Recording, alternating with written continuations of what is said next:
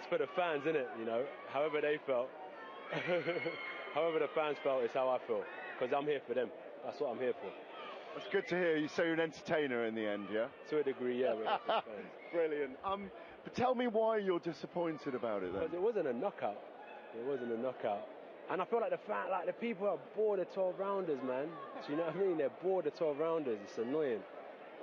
But he's a very, very durable opponent. Come on. I think someone will knock him out, though. Huh? I'll come. Yeah, the fans love you. When you were in that, towards the latter stage of that fight, obviously there were moments early on where he was incredibly fast and he made himself a very small target, but you worked him out, you fatigued him, you took over the fight in the last 4, 5, 6 rounds. Were you looking for a finish at the end there? 110%. Even after the bell. Yeah. Well, what's that all about? You don't really want to like start scrapping in the ring, but it's a fight, man. Sorry about my language. Look, it's so different in this ring to what people see outside. I think you saw it in Saudi. It's really different in the ring, and I've got to learn to control certain aspects of who I am as a professional. Hey, and welcome back to the #1 podcast in the sport, where I'm going to try and get this one done, because if I wake up, I probably lose interest in it. So I'm going to do it tonight while the thoughts are fresh. And just for context, I was at a friend's birthday, so I probably drank more rum punch and more vodka than I needed to. It's about 3:07 in the morning, and here's the podcast. You don't really care about all the other fights, do you? You care about Dave Allen versus Johnny Fisher, because I do. And I care about it because this is the fight that proves everything I've been saying for a long time. There's a small, closeted world of boxing people who just talk shit. They talk out their backsides, they talk nonsense, and they have the fans repeating the same nonsense, right? And all it takes is a bit of common sense and logic to go, these guys are talking out their backsides. I'm going to give you an example. Someone would have gone to Mark Tibbs and said, we've got a kid, he's a history graduate from Exeter University. He's had 2 amateur fights, although we don't really know if they're proper amateur fights or if they're just uni punch-ups, okay? But he played rugby at university, right? So they pitched this to Mark, and Mark would have gone, yeah, all right, I'll have a go. Now, Mark Tibbs, Jimmy Tibbs, between them have about 100 years of boxing experience, easily. 100 years of boxing experience. I'll never have that in my life. So at that point, you're expecting a very clear plan. Here's what we need to do with him. Here's how we need to develop him, okay? But what we're expecting is he should master the basics. Before we see this kid debut, he should master the basics. So first thing is, who's to blame for that? Is Eddie Hearn to blame for rushing the kid? Or is Mark Tibbs to blame for putting him out in that state? Because he's never been good. I like Johnny. I think Johnny is brave. I think he's brave taking on boxing. But as a guy who's trained numerous big men in boxing, I know what the gap is between the guys that can do it in sparring and the guys that can do it when the lights are on. I know exactly what that gap is and how big it is. So I've never fallen for this. I've never believed in it. And I've always looked at Mark Tibbs as a guy where I'm like, why does everyone leave you? You're a Tibbs. Your old man is a guy that Shane McGuigan brings into his corner whenever he needs experienced nous and a really good eye. So you've got that in your family. But why is it people leave you? Why do people leave you? Ebony Bridges left you. Dillian White left you. People leave you. And the ones that stick around, we're never impressed by. No one's impressed by Tommy Fletcher. And now no one's impressed by Johnny Fisher. But no one is. Think about the Mark Tibbs stable. When have you ever been impressed? And in that time, Ben Davidson's built a stronger stable than Mark Tibbs. And Mark Tibbs has been involved in boxing longer than Ben Davidson's been alive. and Ben Davison has a better stable. Ben Davison has a better record. Ben Davison is objectively a better trainer than Mark Tibbs. And I've never heard one person in boxing ever question how the hell Mark Tibbs is allowed to train professional fighters. I don't train professional fighters. I don't have it in me. I can fix them. I can work with them on a short-term basis. I don't have it in me to deal with the nonsense and the... I can't use the word, but it used to be called the something society before it became MenCap. I can't deal with those types of people. And so we go to Dave Allen versus Johnny Fisher 1. And Johnny Fisher looks like a guy that's just come out the white collar scene. Like they've just thought we can turn Johnny into another Fabio Wardley. And I imagine this is what happened in Matchroom. They've just gone, Fabio Wardley, this is how big he is. This is his background. Johnny Fisher can be Fabio Wardley. How are we going to do this? Here's the difference. Fabio went into the trenches. He went into every hostile camp he could find until he sussed out what he needed to do to survive in those camps. And he turned that experience into a fighting style. It's not a perfect fighting style, but it works for him because he can pull it off. It's almost like they thought they could do the same with with Johnny. But with Johnny, they never put him in harm's way. Johnny never did savage camps. He sparred Joe. He never did savage camps. He was never a guy that got flogged in training to understand why it's important to keep your chin tucked, why it's important to keep your hands up, why it's important to ride punches. He never got flogged in camps, and you have to get flogged in camps. And a lot of our British heavyweights don't get flogged in camps because their coaches are too scared to have their boys get flogged in camps, because a lot of our coaches don't understand how this game works. Sometimes you got to get flogged to learn the game. But because a lot of guys in boxing didn't go through the flogging process themselves, they don't understand why it's important. You need to know that feeling of being naked to the world and people seeing your vulnerabilities and people see you having a hard time, and you've got to be able to turn that around. Mark Tibbs didn't put that in Johnny Fisher. But Mark Tibbs has enough experience in this game that he should be able to do that. So when is someone going to just put a tweet out and say, Mark, why do people keep leaving you? Mark, why is it that in big fights you guys don't generally tend to win? Why is that, Mark? What's happening in that gym that people aren't performing? Because it can't be all of them. But no one asked that question. Do you know why? It's Mark Tibbs, Jimmy Tibbs' kid. So no one asked that question, do they? But you ask that question of everybody else. You should leave Joe Gallagher. Joe's a dinosaur. No one ever asked these questions of Mark Tibbs. Leave Dave Caldwell. He doesn't know what he's doing. No one ever asked these questions of Mark Tibbs. Leave Shane McGuigan. What does Shane McGuigan know? Leave this trainer, go to Adam Booth. But no one ever says, this Mark Tibbs guy. How's he been allowed to just get away with owning a gym? Getting sponsors, getting this, getting that, getting media time. To say what? What are you asking him questions about exactly? And the thing is, I have nothing against Mark Tibbs personally. I think Mark's probably a good boxing mind. He's so experienced, he knows the game inside out. But Mark Tibbs is never a trainer. He's never a trainer. Mark was born into the sport. He understands it on such an instinctive level. He can never tell you why he knows what he knows. It's bred into him. Mark never had it hard. Mark never had to learn how to box the hard way like some of us did. That wasn't Mark. Mark was a guy who learned early enough that he was probably ahead of his peers all the way through his amateur career. He was also Jimmy Tibbs' kid, so he's not going to get a hard time because people like Jimmy. So Mark isn't the guy you want when things get tough, because Mark's never had it tough in a boxing context. He just hasn't. And so you've got Mark, and he's become a parody of boxing trainers, and it's become a bit cringe. And I don't know what to say. And I don't want to sound disrespectful because I respect Mark Tibbs as an elder. But we talk boxing here. We talk real stuff. And there are young guys who are trying to get into the game that listen to this. And you got to hear me talk. And I'm going to talk honestly and say, this is why you choose your trainers carefully.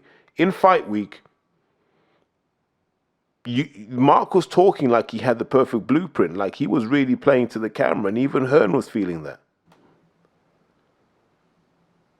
Oh, Johnny is a young heavyweight. He is a young heavyweight. Yeah. So it would be paramount if we had the immediate rematch. The journey Johnny's gone through so far in that fight, I should say, in that fight, he would have learned a hell of a lot, because stuff I've said to him since he's been a professional, he's felt it all in that fight, and it will click now. He definitely. And so therefore, I'm very confident that, you know, it'll be a different fight next time. Mark's brilliant at presser because he does like rhymes. He goes, he's gonna rock him and pop him and sock him and dock him, and but the fucking money was brilliant. And he come up to me after, he went, sorry about that. I went, no, I loved it. To earn some more money. Money, baby. It's about the fucking money. Jesus. Imagine that's your trainer. Imagine that's your trainer. You're going into a fight where you're legit scared. You're legit nervous. You've just been in a fight with Dave Allen, who literally broke you down, stripped you down and said, you ain't good enough to do this sport because I'm only good enough to do it to a certain level. And I'm having fun with you in here. I'm in my lowest possible gear. I am not fighting for my life against you in here. And you're fighting for your life against me. This sport ain't for you, Jonathan. It is not for you. Maybe you need to sell cheese and other animal-based products to people because this ain't for you. Dave showed that in the first fight. So when your trainer is in the second fight talking about money and you're like, you don't sound hungry to avenge what you should be avenging. And so you get to the fight, right? And I'm sorry it's taking this long to get to the fight, but I had to set the scene because I'm really, really upset because they've basically yanked this Johnny Fisher thing as long as they could so he could sell tickets and sell out the copper box, right? He's been used. Johnny Fisher, Jonathan Fisher, who knows what his proper name is? I have no idea. It could just be John. They've yanked him around from pillar to post to sell tickets, to bolster shows that were garbage. And Johnny Fisher and the Bosch Army have done this. Him and his old man have been marketing dreams, by the way. So salute to them for that. But the guy could never fight. You don't learn this. You don't learn this in adulthood. I know, because I tried. You don't learn this in adulthood. Okay? You just don't. And you definitely don't learn it with Mark Tibbs. And I'm going to qualify that by saying, maybe if you meet Mark Tibbs when you're 11 years old, Mark can have you flying. And I believe that. I believe there's a good trainer in Mark. Mark isn't going to take an 18-year-old big guy and turn him into a heavyweight champion. That's beyond him.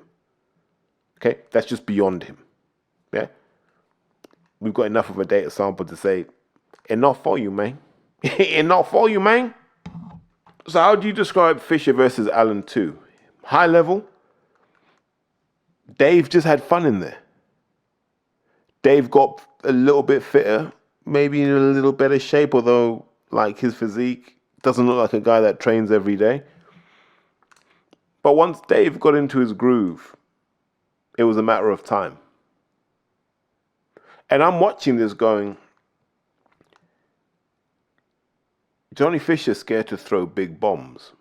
But that was the only way this was ever going to work. Johnny had to just boom, even if it just been a double jab right hand or a jab and two right hands. He had to boom at least 3 shots at Dave to get Dave going, oh my God, this is expensive for me. Physically, this is expensive to try and get in range. But he did this thing, and you can only say this is down to his trainer. Keep bumping my headphones into the mic. Sorry, apologies for that. But he does this really annoying thing, and it's become something in British boxing, and old timers message me and tell me if this has always been there. But he starts snaking out his right arm like he's a snake charmer. And I'd get that if he knew why he was doing it. But he was doing stuff that he didn't understand. Because to do that, that works if you've hurt somebody with your jab already and you haven't hurt Dave with any shot. So why are you fainting if your punches don't hurt the guy? Put a couple of dents in Dave Allen, then start fainting. And he wasn't really fainting. He was kind of posing and posturing. And I'm like, if you learned that from Mark, where did Mark get that from? Because I don't believe that's how Jimmy Tibbs would teach someone to fight. So I get to the end of round 2. And I'm watching this fight. And I'm like,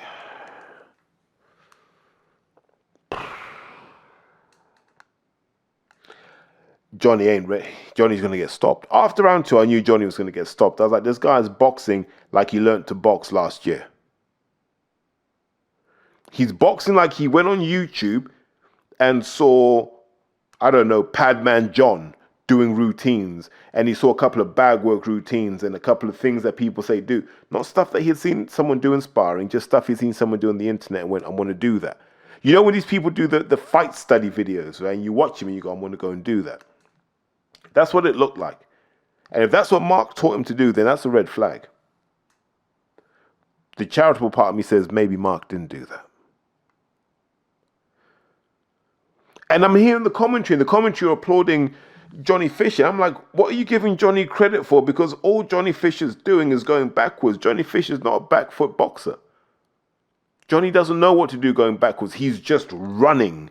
Call it what it is, Barry Jones. Call it what it is, Adam Smith. Call it what it is, Sonny Edwards. Johnny Fisher was just running. Because if he was retreating tactically, he would have put a dent in Dave in the middle of the ring, gone back around, positioned himself again, put another dent in Dave. And he couldn't do that. This is why I don't want to do these things after 9. I'm going to keep smashing into my microphone, aren't I? Jesus. Sorry, guys.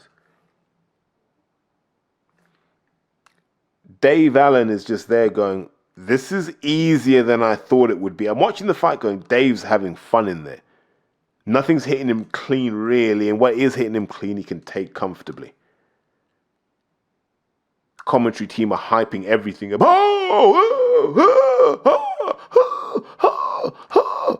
Embarrassing commentary for this fight. Because all the fight was telling me from round 1 to the stop was, Dave's just playing with him in there.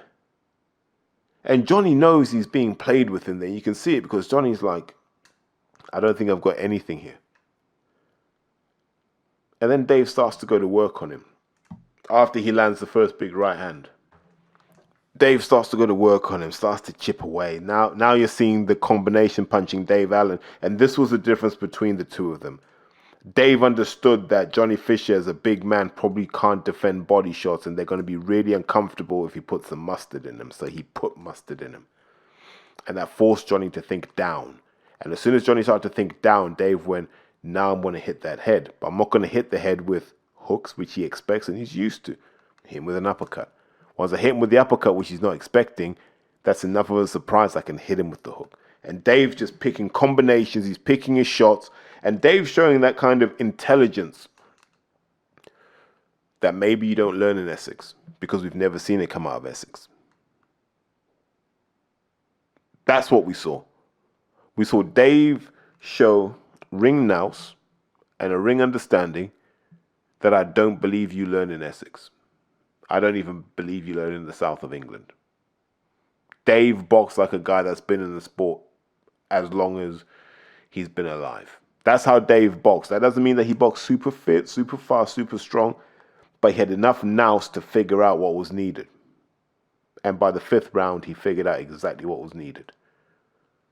And if you notice when he stopped Johnny Fisher, when the towel came in, he wasn't rushing his work. because he knew Johnny had no idea what was happening in that ring. From round 1 to round 5, Johnny Fisher had zero idea what was happening in that ring. That's the heartbreaking bit. He had no idea. Zero. As they say in Spain, cero. No idea what was happening in that ring. His trainer's job was to give him the IQ to understand what is going on in that ring, and he didn't do that. So I'm asking boxing people, when are you going to say, Mark Tibbs, is this really for you, mate? Because we can't think of many success stories. And people go, oh, but he gave Dillian White a jab. Did he? Did he really? If he did, then why did Dillian leave? I don't want to hear none of this, yeah, I didn't want to go to Portugal stuff. That's nonsense. Why did Dillian leave? They don't speak of each other. They don't speak to each other. Why did Dillian leave? And that tells you everything you need to know. I've never heard anyone in boxing go, yeah, maybe you want to go and train with Mark Tibbs. Haven't heard that once in my life. Never heard in my life, Mark Tibbs is a good trainer. Never heard Mark Tibbs is, yeah, that's the guy you put your kids with to learn how to box. Never heard that.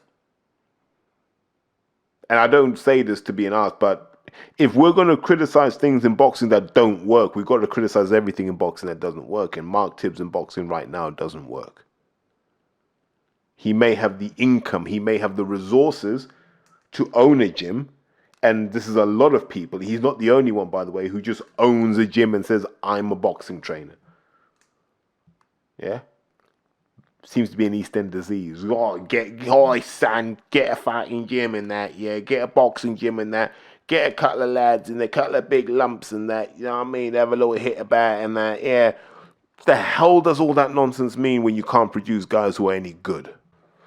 So Johnny gets splattered, and I'm not proud of this. Like, I don't think Johnny's a bad kid. I think Johnny's a decent kid. I think Johnny was just in way over his head because he sells a gang load of tickets. Yeah, they tried all of this, dad eating Chinese, obesity, diabetes, heart attacks, all that stuff, and no one really thought, well, what's the right thing to do here? But his old man did what's right by his son, man. He stood by his son, and I respect that. All that stuff, I get. But they all knew his son was no good. And I mean no good. Was never going to win a British title. Don't think he won an area title. Not good enough. And even Hearn knew that. Mixture of not being good enough on the night, inexperience particularly. And it's difficult. You've had like 2 amateur fights, you come out, you've got that kind of atmosphere, and Dave knows what he's doing. He knows his way around the ring, and he now comes with some confidence. And he now comes with Jamie Moore and Nigel Travis. And now he's back with us at Matchroom, and we've got to look what's next for him. Obviously we've got the trilogy option. I don't think that's absolutely anything anytime soon for Johnny Fisher. He's got to go back to the drawing board, and I'm proud of him for taking a rematch tonight. Maybe it wasn't the right thing to do, but when you have a close fight like that, I think everybody wants you to run it back, and he wanted to give everybody what they wanted, which was number 2. In many ways, it followed kind of the footsteps of the first fight, but Johnny was boxing a lot better in them first 3-4 than he did in the first fight. He did, but at the end of the day, he's also allowing Dave Allen to walk you down and apply pressure. Johnny is heavy-handed, but he didn't necessarily show that tonight. He was a little bit gun-shy with keeping Dave honest. Sometimes you've got to take the middle of the ring and you've got to use a ramrod jab and you've got to whack the body hard and you've got to get his respect early. He didn't seem to be having the same kind of power shots landing as you saw in Riyadh. But it was, it's difficult to come back to because at the end of the day, the last fight was treacherous, and there was a lot of demons that he had to overcome tonight. And, it's difficult to do it on that stage, especially against someone as wily and experienced as Dave Allen. Can someone tell me what was on the drawing board that he needs to go back to? What was on that drawing board that Johnny Fisher is going to go back to and address? What was on that drawing board? Because I imagine that drawing board was blank. It just said, good luck. Heartbreaking. Heartbreaking for that young guy. That people got in his ear and told him he could be something in boxing. Having not earned the right to be something in boxing. And all these other guys are watching. Your Jamie TKVs are watching. Your Solly Dakers are watching. Your David Adelaide's are watching. All of these guys are watching going, Mate, you haven't earned this. Huey Fury's, I don't even know, man. He's on the Chitling circuit right now. Going, you haven't earned it. People in boxing are like, you haven't earned it. But unlike Campbell Hatton, people didn't give Johnny Fisher the kicking he deserved. Some did. Credit to Porky Russ. He did. But will Porky Russ now say, who's this Mark Tibbs guy and why is he in boxing? Because, and I love Russ to bits, but Russ was kind of glazing him for a long time. And I used to say to Russ, what are you basing it on? Well, I like him. Well, fair enough. And I know Porky's going to be like, what you on about? But no, everyone's now got to ask questions. Who's training the people we watch in the ring? And should they be doing it? My opinion is, in 70% of situations, the answer is no. British boxing trainers are in over their head right now. I can't tell you why. It feels, I'm going to, just a little sidebar, it feels like where we are in football at the moment. A lot of British managers are teaching a style they never played themselves. And so they can't make it work and they can't tweak it and adjust it. They're teaching a style they're not culturally familiar with. And I think we're seeing that in boxing. A lot of trainers are teaching boxers to box in a way that they never did, and therefore a way they don't really understand. So when it goes wrong, they have no idea how to fix it because they stole it from somewhere else and somebody else. And when you're a fraud like that, and when you steal things like that, and you refuse to learn and develop yourself, this is what happens. When you take someone else's playbook, be it Tony Sims, be it Joe Gallagher, be it Chris Smedley, be it Dave Caldwell, when you try and steal that and go, I'm going to go and do it my own way, it all goes very, very wrong very quickly because it was never in your soul. And that's what we saw with Dave. It's a real shame because you want better for these kids. You know, Dave's 27 years old. He's a history graduate from Exeter, so he has a good address book and a good network. Man, he can go and do BD for an insurance company or a law firm and he won't struggle. But this boxing thing, is it really for him? I feel alright. I expected to win tonight, to be honest. As whatever that may sound, I expected to win. I'd have been disappointed if I didn't. There were shades of James Toney in there. You a fan of James Toney? I'm a big fan, but I'm not sure about that. Maybe the fat version when he was 47 boxing Lucas Brown in Russia, maybe, or wherever they're boxing. Yeah. You lot get in, then I'll do this and I'll get in. No, you got to get in. I want to finish this off. No, you all jump in. Yeah, Joe's jump in there. I want to jump in this one as well. I'm going to finish this. Yeah, all jump in, get them home. Sorry about that. I'll give a couple of minutes. That fight, you didn't do a lot in the first few rounds. Was that your plan? Was that deliberate? Yeah. I just knew it was a matter of time. When I hit him, I knew it was going to be over. So just watched him down, took my time, and I knew I'd take him out when the time came, and it came a bit earlier than I expected actually. Why wasn't he able to do that in the first fight? I weren't sharp enough. I'd not boxed for years. I'm not really. Fraser Clark decided not to had a proper fight for 6 years. Then first 10 rounds, I'm probably too confident. Probably I could still be a lot better. I trained really, really hard, but I could still be a hell of a lot better. You know what I loved about that the knockout was pretty horrific. You refused to celebrate. It says a lot about you. He's my friend. I wouldn't do it with anyone anyway, but he's my friend. I especially wouldn't do it with him. I know you're a nice man deep inside, so how does it feel like knowing that you've done that to a friend? Because that was a pretty bad knockout. Yeah, it's sport. It's only sport. Yeah. So that's why I don't say anything bad about him on the leaderboard or anything like that. It's all sport. Everyone in boxing, it's sport. So I have no personal grievances with anyone, especially not in boxing. I don't know him well enough either. And you couldn't write this, could you? All them years ago, all that talk with Eddie Hearn and that whatever amount you was promised. You've got a bloody 2-fight deal with him now. He's got to give you the fights. Yeah, we'll see. I'd like to go back to Doncaster, Sheffield, wherever, and headline a show and put some good local talent on the undercard, yeah. See? Hearn wins. Hearn just changes the horse he rides. He was riding the Fisher horse. He rides the Dave Allen horse now. I don't know what you do with Johnny. I imagine Johnny will be doing some shows at the Brentwood Centre because they'll be like, he's a ticket seller. We'll keep him going and we'll call it the rebuild. What are you rebuilding? There was nothing there to rebuild in the first place. As for Dave, Eddie's now got another pawn he can insert into the British title picture. Look, I can put him on in Riyadh. So Hearn doesn't lose, and all the BS he had for Johnny Fisher will just go to Dave Allen, and that's what it is. I don't know if Dave still has to pay Den a percentage of what he's making, but you know, this is what happens. And after the 2 fights, they'll set Dave up to lose against somebody, and then Eddie will delete his number again like he always does. This is how cruel boxing is. And in all of this, no one's going to sit down and say, Johnny, is this really for you or not? Because he shifts tickets. He ain't going to shift as many tickets now, because 60% of the people that were buying tickets are like, he ain't very good, is he? I mean, you can't cheer for a guy that got splattered by Dave Allen. You can't. But let's not disrespect Dave Allen. Like, Dave, for me, when you talk about pure journeyman, for me, Dave Allen is a pure journeyman. Dave Allen's the sort of guy that if Joshua lost his opponent on fight day, you could get Dave Allen in there to at least provide some entertainment for 5 or 6 rounds. That's quality for me. We don't have enough of that because no one can teach that. And I don't hear boxing fans going to trainers, why can't you teach? If you ever look at the trainers' comment section, it's just ass lickers, glazers, ball grabbers and all that sort of stuff. That's all it is. No one asks serious questions like, why are we producing subpar fighters at scale? And why are they being signed by promoters? Just,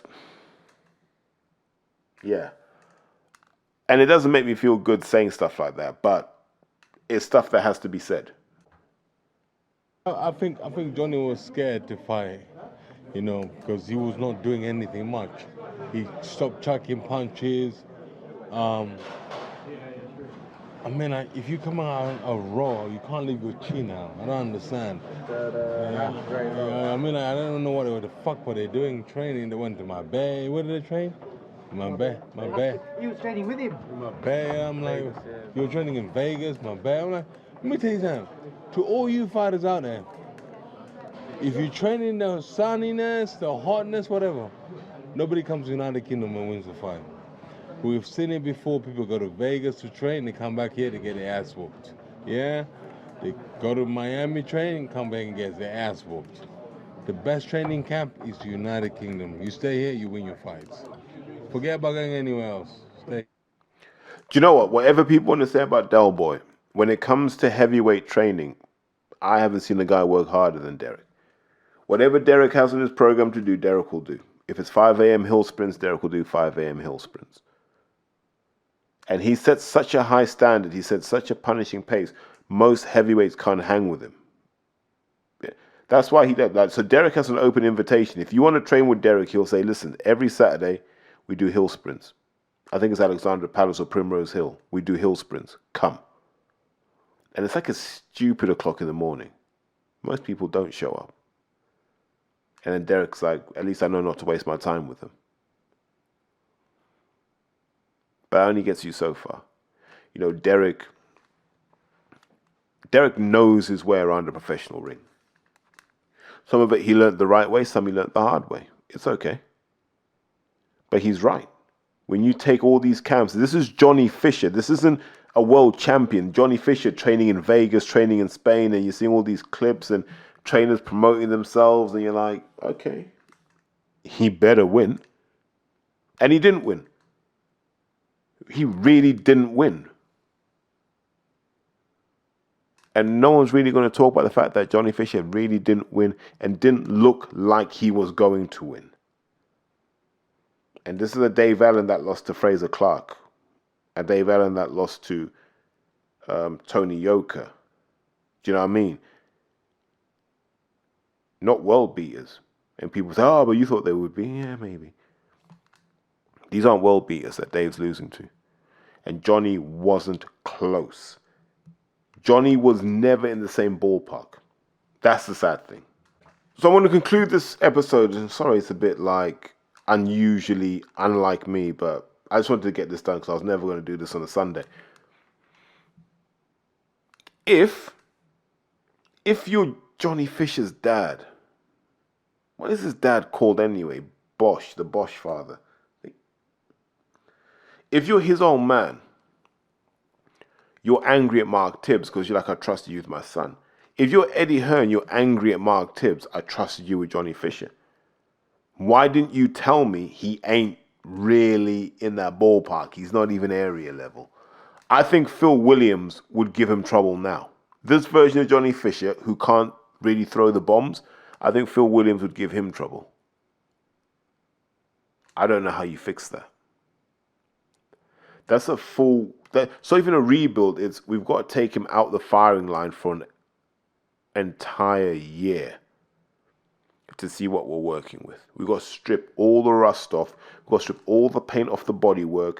We've got to take everything off, all the kind of adhesive, the solvent. We've got to take everything off and strip the bodywork down to the bare metal, and then decide what we're going to do from there. But because Johnny sells tickets, no one's going to have that kind of time. So Johnny will be out again pretty soon. And they'll try and set him up to fight a guy like, I don't know, a Kamil Sokolowski level guy. Or they'll find some peers that they can cook up, like a Nick Campbell. They'll go, oh, we'll get Nick Campbell out. Or Mitchell Barton. Or Harvey Dykes. They'll get guys like that will make Johnny potentially look good. But I think these guys will beat Johnny as well. Guys like Harvey Dykes aren't idiots, man. They can really get into it. Nick Campbell's not fatal to fight, but he can do some damage. Mitchell Barton, all these guys. But they'll get like these Josh Sanderlands and all sorts of guys. The Scottish guy that was linked to Dave Allen for ages. They'll get these guys to fight him, but for what? Honestly, for what? So in summary, this feeds into the episode I did before talking about like what the pandemic did to boxing in terms of like this lost generation. Johnny Fisher is another example of this lost generation. But he was never really there to be lost, but he's maybe a poster child for the fact that there are these people aged between like 28 and going all the way down to like 22 who might never be good enough. And it means that we're just going to have loads of old-timers boxing until someone can get rid of them. But let me close it off by saying this. If you are not prepared to ask Mark Tibbs why people leave him and why it doesn't seem that anything good comes out of his stable, don't criticize any other trainers. It's not fair and it's not right.